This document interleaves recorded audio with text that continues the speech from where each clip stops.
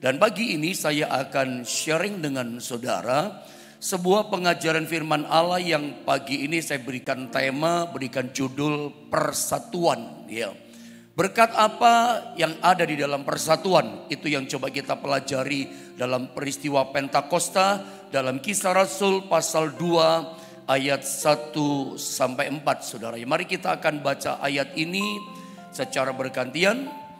Saya baca ayat yang ke-1, Anda 2, dan 4-nya nanti kita akan baca secara bersama-sama, saudara ya. Kisah Rasul pasal 2 ayat yang ke-1 saya baca begini kata firman Allah. Ketika tiba hari Pentakosta, semua orang percaya berkumpul di satu tempat. Teruskan ayat yang kedua, saudara. Tiba-tiba turunlah dari langit suatu bunyi seperti tiupan angin keras yang memenuhi seluruh rumah di mana mereka duduk. Ayat 3, dan tampaklah kepada mereka lidah-lidah seperti nyala api yang bertebaran dan hinggap pada mereka masing-masing. Ayat yang keempat, mari sama-sama kita membacanya 1, 2, dan 3. Maka penuhlah mereka dengan Roh Kudus, lalu mereka mulai berkata-kata dalam bahasa-bahasa lain seperti yang diberikan oleh Roh itu kepada mereka untuk mengatakannya. Saudara, 40 hari setelah Paskah gitu ya, atau 40 hari setelah kebangkitan Yesus Kristus, kemudian Yesus naik ke sorga. Jadi kalau Anda bertanya, hari keberapa Yesus naik ke surga setelah kebangkitannya? Hari ke-40 dong gitu. Nah, sebelum Yesus naik ke sorga, Yesus itu melarang murid-muridnya, menyuruh murid-muridnya jangan tinggalkan Yerusalem. Tetap tinggal di Yerusalem. Untuk apa tetap tinggal di Yerusalem? Untuk menunggu atau menantikan janji Bapa sampai mereka menerima curahan Roh Kudus, sampai mereka menerima kuasa Roh Kudus itu tinggal dan menetap dalam diri mereka. Itu perintah Tuhan, itu sekaligus larangan Tuhan kepada mereka. Pokoknya tetap tinggal di Yerusalem, jangan pergi kemana-mana, menginjilnya nanti, bersaksinya nanti. Tunggu sampai menerima janji Bapa, Roh Kudus dicurahkan dalam diri mereka. Dan Alkitab menceritakan kepada kita, mereka menantikan janji Bapa yaitu Roh Kudus dicurahkan. Itu mereka menanti di loteng Yerusalem selama 10 hari. Jadi kalau dihitung dari mulai kebangkitannya, dari antara orang mati sampai kenaikan, sampai janji Bapa 10 hari dinantikan, itu tepat hari ke-50. Itulah disebut hari Pentakosta. Makanya Roh Kudus dicurahkan dalam kehidupan orang percaya. Pentakosta itu dikatakan hari ke-50. Coba lihat ayat yang pertama. Saya mungkin hari ini bicara dulu pada ayat yang ke-1 dulu ya. Perhatikan, saya baca ulang sekali lagi. Ketika tiba hari Pentakosta, coba bilang sama-sama saya, Pentakosta. Pentakosta artinya adalah 50. Ya. Jadi kita sama-sama jelas di sini. Ketika tiba hari Pentakosta artinya hari ke-50. Itulah di mana Roh Kudus dicurahkan, Roh Kudus tinggal menetap dalam diri orang percaya. Mungkin saya ulang sedikit supaya paham saja. Mengulang ini tapi penting.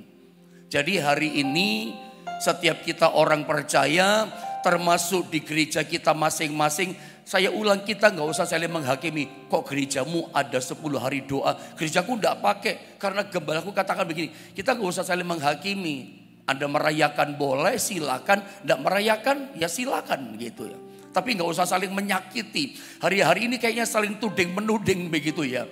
Antara yang merayakan dan tidak merayakan, yang percaya dan tidak percaya. Bahwa intinya begini sebetulnya, bahwa sekarang ini kita tidak lagi menantikan Roh Kudus dicurahkan. Roh Kudus sudah menetap tinggal dalam diri kita. Yang paling penting adalah begini, Roh yang tinggal dalam diri kita itu kuasanya bekerja untuk kita.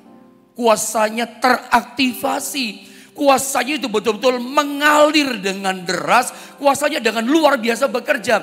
Intinya yang penting itu. Perdebatan tidak penting. Untuk apa kita memperdebatkan tentang Roh Kudus yang betul-betul ada dalam diri kita. Yang penting kita percaya dia ada. Kalau toh kita merayakan 10 hari Pentakosta. Karena kita sangat rindu. Saya pribadi rindu. Jemaat yang saya gembalakan rindu juga. Supaya apa? Roh Kudus itu bekerja nyata dalam hidup kita. Kita berdoa menyembah memuji. Kerinduan kita apa? Ya rohnya itu bekerja. Tidak usah tuding menuding segala macam. Selalu kalau bicara Roh Kudus, interdenominasi gereja kok saling tuding. Sebetulnya tidak usah lah menurut saya. Berdamailah gitu ya. Bersaudaralah kita satu dengan yang lain. Kita kembali kepada ayat ini. Ketika tiba hari Pentakosta, ketika tiba hari ke-50, ini yang saya mau coba lepaskan, ajarkan sama saudara, tanamkan sama saudara pagi ini. Semua orang percaya, tadinya 500 orang, kita nggak bahas itu. Lalu dalam penantian 10 hari, istilah orang Jawa merotolin satu-satu. Sampai di hari ke-50, hari Pentakosta tepat, tersisa 120 orang. Itu dikatakan semua orang percaya, tersisa 120 orang berkumpul di satu tempat. Semua orang percaya dikatakan berkumpul di satu tempat. Ternyata ketika saya coba cek dalam terjemahan versinya bahasa Inggris KJV, King James Version, itu ada satu kata yang tidak tertulis dalam terjemahan Alkitab terjemahan baru. Lembaga Alkitab Indonesia terhilang, tercecer, gak ikut tercakup dituliskan. Yaitu kata one accord. Itu hilang. Jadi sebetulnya lebih tepat terjemahnya semua orang percaya itu dikatakan one accord in one place.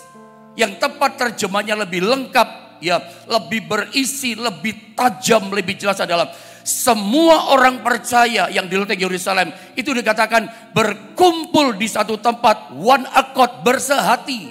Bersehatinya terhilang, tercecer, tidak ikut dimasukkan oleh Lembaga Alkitab Indonesia.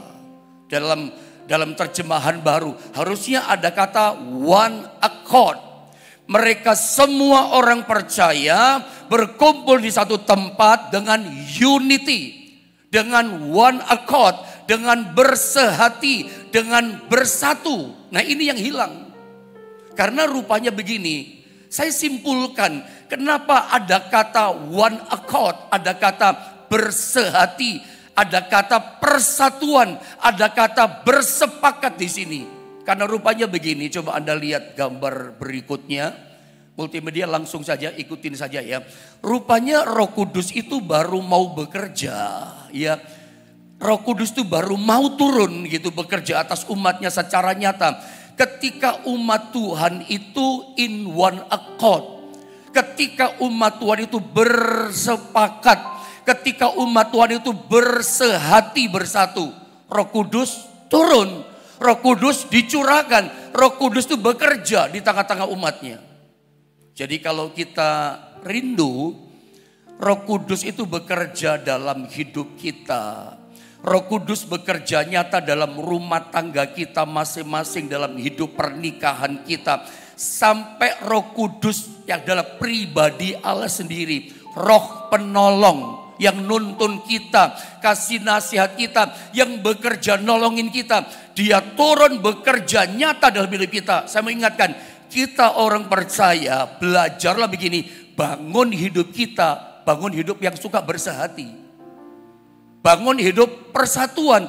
Sebab saya ingin sampaikan sama saudara begini, ada berkat ketika ada persatuan. Roh Kudus itu berkat terhebat buat kita. Sesungguhnya berkat terbesar, terdahsyat, terluar biasa yang Bapa berikan kepada kita itu apa? Roh Kudus. Itu pribadi Allah, itu kuasa Allah yang nyata. Makanya saya mau dorong saudara, pagi ini bangunlah pola hidup yang sehati. Sukanya bersatu, kejar perdamaian bukan permusuhan. Jadi hal pertama yang kita mau belajar, Roh Kudus akan bekerja dalam hidup kita. Kalau hati kita itu suka ini loh, persatuan, suka unity, suka persaudaraan, suka kesepakatan. Ada satu ayat yang Tuhan ingatkan kepada saya. Dalam Amos pasal 3 ayat yang ketiga, itu dikatakan begini. Atau sama-sama kita baca ya. Amos 3 ayat yang ketiga. 1, 2, dan 3. Berjalankah dua orang bersama-sama jika mereka belum berjanji? Menurut saudara bisa nggak laki perempuan dua orang bisa jalan bersama-sama kalau mereka nggak bersepakat dulu? Menurut Anda bisa nggak? Nggak mungkin, nggak bisa terjadi. Mesti ada kesepakatan dulu, mesti ada kesatuan hati dulu. Mesti ada kesatuan dulu. Oke, kita ketemu ya. Baru bisa setelah perjanjian ketemu, baru bisa jalan bareng. Ini sebagaikan suami istri yang menikah. Menurut Anda kira-kira mungkin gak terjadi suami istri itu laki perempuan kemudian menikah tanpa ada kesepakatan, tanpa ada kesatuan? Gak bisa. Pernikahan, laki-laki perempuan menikah itu selalu diawali dengan namanya kesehatian dulu, kesatuan dulu. Si laki-laki berkata begini, di hatiku tidak ada yang lain, hanya kamu saja. Mulai sekarang mataku tidak akan lihat wanita yang lain, hanya kamu saja di hatiku. Si perempuan juga sama. Mulai hari ini mataku tidak lihat laki-laki yang lain. Di mataku, di hatiku hanya ada kamu saja. Ada kesehatian dulu gitu loh. Ada kesepakatan dulu. Ada unity dulu. Makanya laki-laki sama wanita baru bisa menikah. Tanpa kesehatian nggak bisa jalan bareng. Tanpa kesehatian nggak bisa diberkati di gereja. Nggak bisa jalan bareng, bahkan tinggal satu rumah. Butuh kesehatian. Saya ulang, pernikahan itu dimulai dengan sehati dulu. Makanya saya ulang, pernikahan kita tidak ada berkat Tuhan tanpa sehati dulu. Dua jadi satu dulu, sepakat dulu, sehati dulu. Tanpa itu tidak ada berkat. Berkat itu baru ada dari Roh Kudus ketika ada kesehatian. Dalam satu gereja bisa semua, ada banyak kepala di situ. Bisa satu gedung gereja di jam yang sama, di tempat yang sama. Tapi belum tentu loh yang duduk bersama di satu gereja itu bisa sehati semuanya. Belum tentu duduk di satu gereja di gedung yang sama, di saat yang sama. Belum tentu semuanya sehati semua, satu tujuan semua, belum tentu loh. Ada yang tujuannya macam-macam. Ada yang tujuannya berbeda-beda. Hari ini kita menemukan bagaimana di saat kita berdoa, di saat kita menyembah, Roh Kudus bekerja. Roh Kudus kuasanya dicurahkan dengan luar biasa. Mesti satu tujuan, mesti bersehati. Maka disitulah kuasanya dicurahkan dengan luar biasa. Dalam keluarga hidup nikah kita juga sama. Kalau Anda merindukan, di tempat kerja juga sama. Rohnya bekerja, kuasa Tuhan bekerja nyata menolong kita. Di tempat kerja kita mesti bangun juga namanya persatuan. Gak boleh ada iri hati, gak boleh ada kebencian, gak boleh ada kepahitan, kedendaman satu sama yang lain gak boleh ada. Mesti dibereskan supaya apa? Kembali jadi sehati. Tanpa unity sepakat sehati, tempat pekerjaan kita tidak ada berkat. Berkat hanya ada kalau ada persatuan. Mau Anda diberkati tempat kerjamu, Anda sebagai pemimpin, bagaimana caranya karyawan pegawai itu bisa bersatu? Tujuannya sama, bisa bersehati. Yang bertengkar satu sama yang lain didamaikan. Termasuk kita sebagai pemimpin, sebagai atasan, bersatu juga dengan mereka. Tidak ada kedendaman. Mungkin ada masalah satu dengan yang lain, bereskan. Setelah beres, ya sehati lagi. Kembali kepada hidup nikah tadi. Dalam pernikahan kadang-kadang ada persoalan. Ada beda pendapat, silang pendapat. Bagaimana bisa sehati? Jangan diterusin ketidaksehatian itu berjalan dalam pernikahan kita. Saya mau katakan, tidak ada berkat dalam hidup nikah pernikahan keluarga kita. Sebab berkat itu hanya ada, kata ayat yang ke-1 ini, ketika ada one accord. ada unity, ada kesehatian. Kalau tujuannya beda-beda, nggak ada berkat dalam rumah tangga kita. Mari saya kasih contoh, tunjukkan satu ayat bahwa berkat apakah yang akan Tuhan berikan kalau kita one accord, kalau kita sehati. Berkat apa? Kita lihat dalam cara pandang Alkitab, berkat apa yang kita dapat. Ayat yang tidak asing, Mazmur 133. Kita baca ayat 1 sampai 3. Kita baca dulu saja ya ayat-ayatnya. Nanti baru saya ulang pembacaannya. Sama-sama dulu kita baca bergantian. Saya ayat 1 ada 2, 3-nya sama-sama ya. Ayo semangat, kita cinta firman, kita baca firman Allah. Ayat 1 begini kata firman Allah. Nyanyian ziarah Daud. Sungguh kata firman Allah, alangkah baiknya dan indahnya apabila saudara-saudara diam bersama dengan rukun. Teruskan ayat yang kedua, saudara.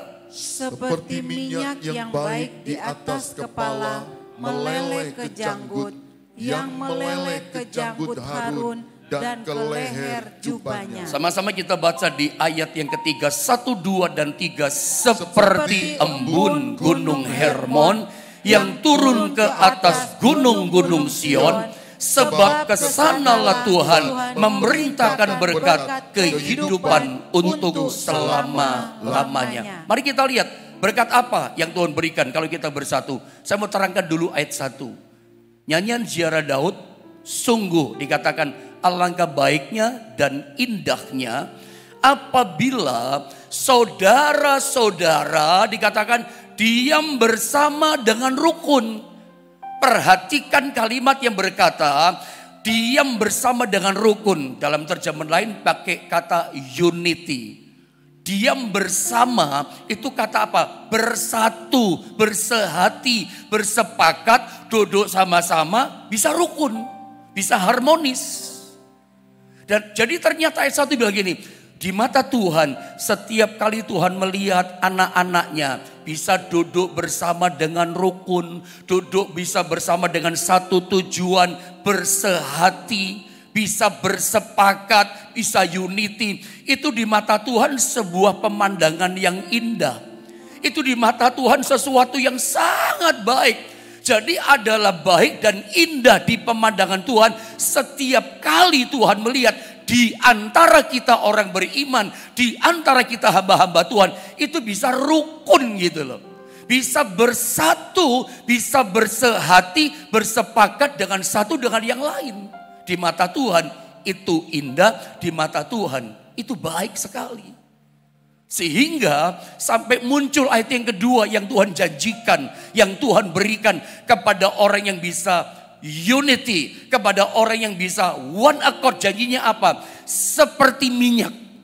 Minyak di dalam Alkitab itu bicara urapan Roh Kudus. Dan selalu saya ajarkan, ketika kita bicara urapan Roh Kudus itu bicara kuasanya. Bicara urapan Roh Kudus itu bicara kekuatannya. Kalau anggota tubuh itu bagaikan kedua tangannya yang diberikan kepada kita. Itu bicara perbuatannya, bicara pertolongannya sama kita. Minyak itu bicara urapan Roh Kudus, bicara kuasanya diberikan pada kita. Minyak yang bagaimana? Jadi kalau orang bersehati bisa rukun. Mungkin ada beda pendapat, sempat ada permusuhan. Tapi saling minta maaf. Tidak lagi nyimpan dendam, tidak nyimpan lagi kepahitan, tidak nyimpan lagi kebencian. Itu dalam hidupnya ada berkat minyak. Urapan, kuasa, pertolongan, kehebatan Allah. Minyak yang digambarkan yang baik. Bukan minyak sembarangan. Ini minyak yang baik. Karena baik di mata Tuhan orang rukun. Minyak yang baik dikatakan di atas kepala, meleleh ke janggut, yang meleleh ke janggut Harun sampai begini dan ke leher jubahnya. Minyak kuasa urapan Allah digambarkan. Jadi dalam perjanjian lama, dengarkan yang saya katakan pada bagian ini. Imam besar Harun, imam perjanjian lama namanya imam besar Harun. Ketika dia ditabiskan menjadi imam besar, dia diurapi dulu. Dengan cara bagaimana? Dia dituangi atau disiram dengan minyak urapan dari mulai kepala. Dan karena saking limpahnya, saking lubernya, banyaknya minyak urapan yang dituangkan, disiramkan di kepala imam besar Harun. Itu minyak yang luber itu sampai meleleh turun ke janggutnya Harun. Ingat, Alkitab secara rohani, janggut itu bicara otoritas. Saya ulang. Minyak urapan dari imam besar yang meleleh ke janggut. Janggut bicara otoritas kuasa. Nah, ketika kita bicara tentang sampai meleleh ke jubah. Nah, jubah ini bicara kekuatannya, kuasanya. Janggut otoritas, leher jubah itu bicara kuasanya. Ingat peristiwa perempuan yang 12 tahun pendarahan. Masih ingat itu saudara?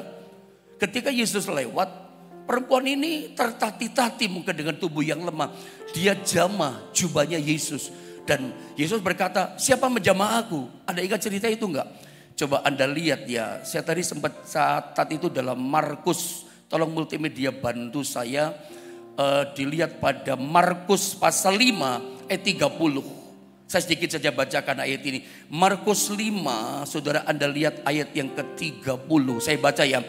Pada ketika itu juga Yesus mengetahui, dia tahu. Kenapa dia tahu? Bahwa ada tenaga yang keluar dari dirinya. Lalu ia berpaling di tengah orang banyak, ribuan orang. Dan bertanya, siapa yang menjamah jubahku? Jubah itu bicara tenaga. Tenaganya Tuhan. Kuasanya Tuhan. Janggut bicara otoritas. Otoritas tuh sampai turun ke jubah. Mengalirkan tenaga. Mengalirkan kuasa. Kenapa? Ada seorang menjamah perempuan yang pendarahan 12 tahun. Dan kuasa yang mengalir itu langsung menyembuhkan dia. Itu tanpa ditumpang tangan. Yesus tidak ngomong apa-apa. Yesus tidak panggil dia, sini aku doakan. Tidak.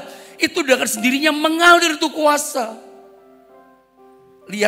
Kita lihat kembali kesehatian. Orang yang membangun kehidupan suka bersehati, suka bersatu, kejar perdamaian, tidak nyimpen dendam, tidak nyimpen kepahitan, tidak nyimpen rasa kemarahan di dalam hatinya kepada ini, orang ini. Mungkin ada orang melukai kita, tapi kita nggak nyimpen marah. Hati kita ada hatinya Tuhan, suka membangun persatuan, suka membangun roh memaafkan. Anda lihat, itu ada akan mengalami gini, minyaknya Tuhan itu bicara sampai meleleh ke jubah, itu kita alami. Ini bicara apa sih minyak ini? Kuasanya Tuhan, tenaga kekuatan Tuhan itu akan bekerja turun sampai dalam kehidupan kita, sampai dalam pekerjaan kita. Tapi pekerjaan yang ada kesehatian. Kalau Anda kerja, tapi Anda nggak membangun persatuan engkau dengan pegawaimu, dengan karyawanmu di gereja, satu dengan yang lain, jemaat dengan hamba Tuhan, dengan pelayan, tidak ada kesatihan. Bagaimana jubah yang mengalirkan kuasa itu ada dalam hidup kita? Minyak itu otoritas kuasanya mengalir, nggak mungkin.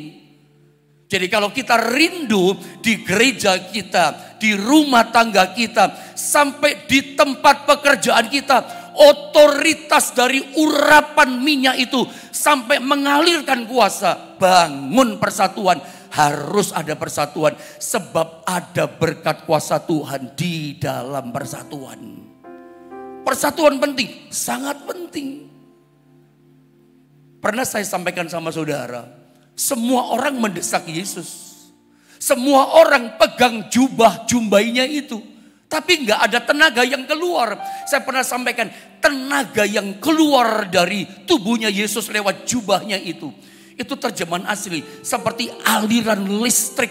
Anda bisa bayangkan, itu super mega volt yang keluar. Tapi aneh, itu banyak orang pegang, nggak ngalami apa-apa. Tapi ketika seorang perempuan pendarahan 12 tahun, jamah dia, itu kuasa mengalir, kena sama perempuan ini. Padahal Alkitab katakan udah berobat ke macam-macam tabib. Datangkan macam-macam dokter, tidak sembuh. Aset, harta, kekayaan habis, tidak bisa menyembuhkan dia. Uang tidak bisa tolong dia. Orang-orang pintar nggak bisa tolong dia. Yesus lewat kuasanya tolong dia. Pagi ini kalau Anda ingin mengalami kelepasan, kemenangan, kebebasan, mengalami jalan keluar, mengalami kuasa berkat Tuhan turun sama saudara. Sederhana, jadilah seperti perempuan pendaran ini. Kuasanya mengalir berdasarkan konteks yang kita pelajari. Hati kita ini loh, hati yang sungguh-sungguh sama Tuhan. Hati yang bagaimana? Ikuti nasihat Tuhan, hati yang suka bersatu. Lupakan yang sudah. Ya, kepahitan lupakan, bangun kesehatian, belajar bersehati. Bersepakat bersehati bukan cuma sama orang, sama Tuhan juga. Ya, sepakat itu bukan cuma hanya kepada suami istri, sepakat bukan hanya kepada teman seiman kita. Kita pun bisa bersepakat bersama dengan Tuhan, sepakat dengan Dia. Jangan ada yang namanya kecewa sama Tuhan. Kok saya nggak diberkati, kok saya nggak ditolong. Ada kecewa, keterusan kecewa. Kepahitan sama Tuhan. Kalau ada kepahitan sama Tuhan, hanya karena sesuatu kegagalan kita alami. Kok saya nggak sembuh-sembuh sih, doa saya nggak dijawab-jawab sih. Kalau Anda nggak bisa bersepakat karena ada janggelan ini. Bagaimana kuasa otoritas mengalir kita dapat. Jadi yang pertama, berkat yang pertama apa yang kita dapatkan? Minyak. Itu dari kepala. Imam besar kita bukan imam besar Harun. Imam besar perjanjian baru. Itulah Yesus Kristus kita. Yesus Kristus itu imam besar kita. Itu urapan kuasanya. Itu akan diberikan kepada kita. Kepada siapa? Dia lihat orang yang mengejar persatuan. Ayo sekarang sebelum ibadah selesai, kalau firman ingatkan saudara, Roh Kudus bicara sama saudara, ampuni orang itu. Maafkan orang itu. Supaya bisa bersepakat kita dengan Tuhan. Jangan nyimpen dendam, jangan nyimpen kemarahan, berkat ada dalam persatuan. Kalau kita gak bisa bersatu sama orang, saya pastikan Anda gak bisa bersatu bersepakat dengan Tuhan. Kenapa? Itu dosa. Yang kedua kita lihat. Berkat apa yang kedua kita dapat? Karena indah baik di mata Tuhan orang bersatu. Seperti embun gunung Hermon. Yang turun ke atas gunung Sion. Sebab ini menarik luar biasa. Saya terfokus dengan kata ini. Sebab kesanalah Tuhan memerintahkan berkat. Kehidupan untuk selama-lamanya. Sebab kesanalah kemana? Kepada keluarga yang bersatu. Kemana ke sana? Kepada tempat-tempat pekerjaan yang membangun persatuan. Kesanalah Tuhan perintahkan berkat. Saya percaya begini, di mana ada persatuan, kalau kita bisa bersatu, menurut saya begini, berkat gak usah kita kejar, rezeki barangkali kita gak usah cari, repot-repot. Karena apa? Berkat rezeki yang kejar saudara. Karena ada kata, kesanalah Tuhan perintahkan berkat. Karena embun dari Hermon di sini, itu bicara berkat. Berkat yang mengejar loh di sini. Kesanalah berkat itu diperintahkan Tuhan. Embun dari Hermon bicara berkat. Ini berkat yang ajaib menurut saya. Ini berkat yang rasanya gak mungkin kita terima. Job berkat gak mungkin mustahil kita dapatkan. Karena embunnya berkatnya dari atas gunung Hermon. Itu mengalir turun ke atas gunung-gunung Sion. Gunung Hermon, kalau Anda tur Holy Land, ikuti jalan yang sekarang, rute sekarang. Itu kalau naik mobil itu hampir 3 jam lebih. Bahkan bisa 4 jam dengan rute yang ada. Karena jaraknya itu sekitar 300 kilo lebih. 300 kilometer lebih. Gunung Hermon ke Gunung Sion. Jauh banget. Coba Anda pikirkan secara logika. Mana ada ceritanya mustahil kan embun dari Hermon. Jaraknya 300 kilo turun ke gunung-gunung Sion. Gak mungkin, terlalu jauh. Ini berkat yang gak mungkin. Terlalu menyimpang jauh kalau berkat bisa datang sama saudara. Padahal berkat besar di sana. Gak mungkin datangnya ke kita. Karena apa? Terlalu jauh. Ada yang di sana dekat, ada yang lebih masuk akal di sana. Tapi meskipun berkat yang kelihatannya jauh besar, gak mungkin Anda terima. Mustahil. Tuhan bisa perintahkan berkat kepada saudara. Berkat bukan dikejar, dicari. Rezeki datang sama saudara. Karena kesanalah Tuhan perintahkan berkat. Dikatakan kehidupan untuk selama-lamanya. Jadi Tuhan bisa perintahkan berkat loh. Hei, kat berkat. Kamu pergi ke sana loh sama pendeta Yohanes. Karena dia itu rukun loh keluarganya. Lo bisa begitu loh saudara. Kat berkat. Aku perintahkan kamu tuh berkati gereja GSPDI Philadelphia Jombang. Karena di sana jemaatnya bersehati rukun kalau datang kepadaku. Kat berkat, datang loh ke tempat pekerjaan Pak David. Karena semua karyawan pegawainya bersehati rukun. Meskipun iman kita mungkin berbeda dengan karyawan. Tapi bangun kesehatian. Terus sharingkan persatuan itu. Karena Alkitab ini mengatakan begini, saya terlalu yakin apa yang dikatakan firman Allah itu pasti terjadi dan digenapi dalam hidup kita. Tuhan bisa perintahkan berkat loh, kesanalah dia perintahkan berkat. Dan dari mulai kita, bangunlah kesehatian, bangunlah persatuan. Anda mau diberkati, berkat yang datang dari Tuhan, persatuan. Jadi Kisah Rasul pasal 2 ayat 1 itu mengajari kita untuk apa? Untuk bersatu. Ada lagi berkat yang lain. Kita lihat Matius 18 ayat 19 dan 20. Saya baca dengan cepat ya. Dan lagi, ini kuasa doa yang luar biasa. Dan lagi aku berkata kepadamu, jika 2 orang daripadamu di dunia ini, dikatakan apa? Sepakat, unity, bersatu. One accord, itu artinya juga bisa dikatakan sepakat. Sepakat apa? Meminta apapun juga, permintaan mereka itu akan dikabulkan oleh Bapakku yang di sorga. Sebab di mana 2 atau 3 orang berkumpul dalam namaku, sepakat, di situ aku ada di tengah-tengah mereka. Ini ada kalimat menarik ya.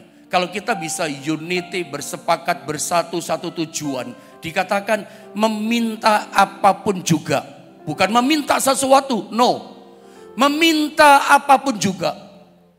Jadi kita doa sama Tuhan, minta apapun juga. Itu permintaannya kata Yesus akan dikabulkan, diberikan Bapakku di surga. Asal bisa sepakat. Saya suka ajarkan sama saudara kalau ada masih ingat. Selalu kalau saya mengajarkan tentang kata sepakat. Ya, sepakat. Kata sepakat itu dari kata sumponeo. Dari kata sumponeo muncul kata simponi atau harmonisasi. Dan kata sepakat, kata harmonis yang paling top, yang paling luar biasa, tidak ada lagi tandingannya. Itu pada contoh grup musik, grup band. Itu contoh yang paling top, contoh yang paling luar biasa. Tidak ada lagi contoh yang lebih dari ini. Sepakat yang paling terbaik, yang paling luar biasa. Itu kita bisa lihat kata harmonisasi itu pada grup band, pada grup musik. Anda pernah lihat gak pemain musik grup band itu iri hatian.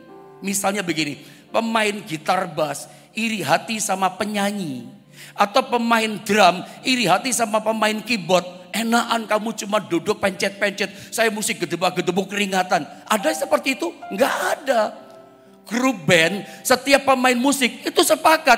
Mereka menikmati perannya masing-masing. Makanya karena mereka menikmati perannya masing-masing. Ketika mereka memainkan alat musiknya, jadi harmonisasi. Kita bisa menikmati bunyi musiknya indah. Bikin hati tenang. Bikin hati sukacita. Kenapa? Karena dari kesepakatan tadi muncul harmonisasi. Terdengar suaranya enak. Padahal alat musiknya berbeda-beda.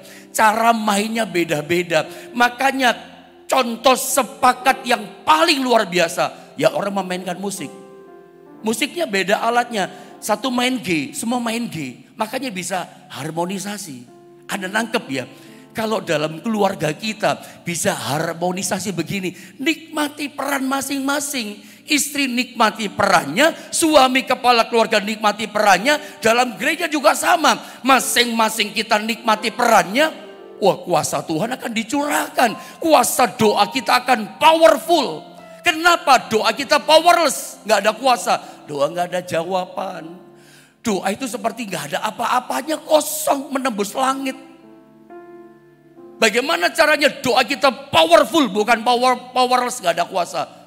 Ini loh saudara, kita mesti bangun namanya sehati. Dalam pekerjaan, bangun sehati.